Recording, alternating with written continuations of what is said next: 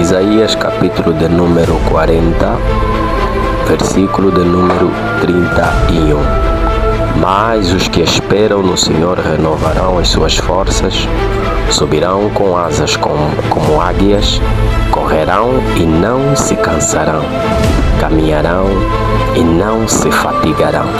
Eu oro por você nesta manhã, que as suas forças sejam renovadas, que a sua motivação, a sua fé, a sua esperança seja renovada.